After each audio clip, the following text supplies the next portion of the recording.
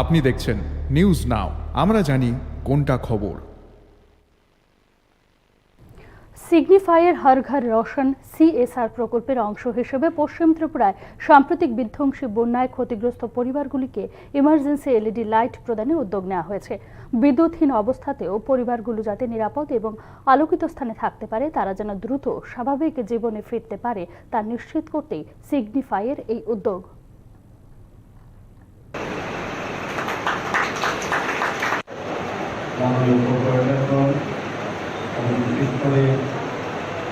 কাজটা চলছে আর আজকে কিক অফ, আর তার মধ্যেই আমি ডিস্ট্রিবিউশন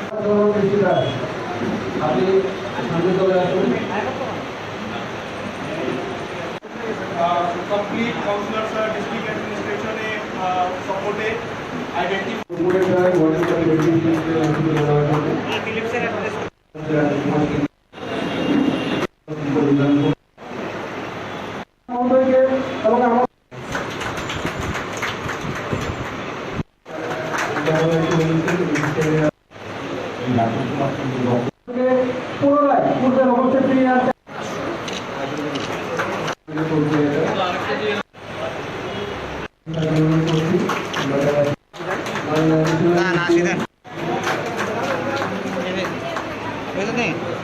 অন্তর্ভুক্ত যারা ভয়াবহ বন্যায় ক্ষতিগ্রস্ত হয়েছেন তাদের প্রয়োজনে সিগনিফাই ফিলিপস লাইটিং কোম্পানির উদ্যোগে কিছু ইনভার্টার বাল্ব প্রদান করা হয়েছে। তারা ডিস্ট্রিক্টে প্রায় 6,500 বাল্ব বিতরণ করবেন। আমাদের আগরতলা 11 ওয়ার্ডেও তারা যেসব ওয়ার্ডের নদীর পাড়ে আছে এবং যারা প্রকৃত গরিব অংশের মানুষ যাদের এই বন্যায় বিদ্যুৎ ব্যবস্থা বিপর্যস্ত হয়েছে তাদের প্রয়োজনে বাল্বগুলি দেওয়া হয়েছে।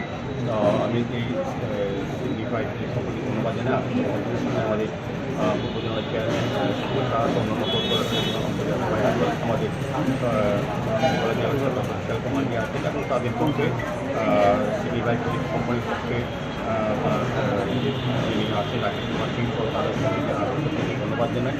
আমাদের রাজ্যের মাননীয় মুখ্যমন্ত্রী ভাবে বন্যার সময় তারা রাজ্যবাসীকে আবেদন করেছিলেন যারা ক্ষতিগ্রস্ত তাদের পাশে সরকার বাড়ি থাকার জন্য।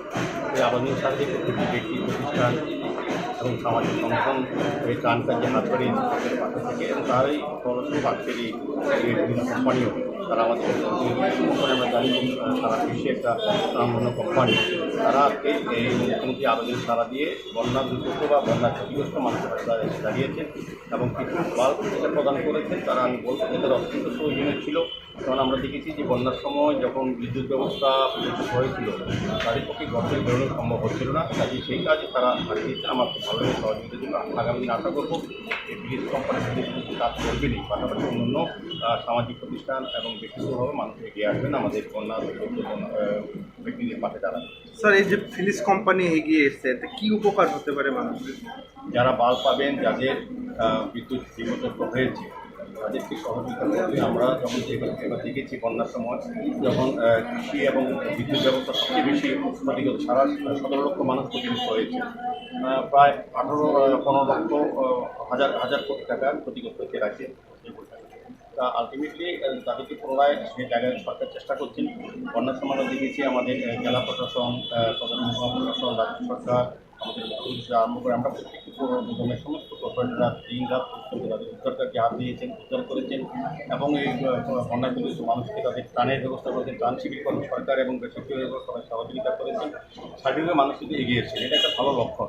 কাজে সেটাও ফিলিপস কোম্পানি যারা এসছেন, আগামী দিনে আরও অন্যান্য প্রতিষ্ঠান আছে, আমি তাদের ধন্যবাদ জানাই।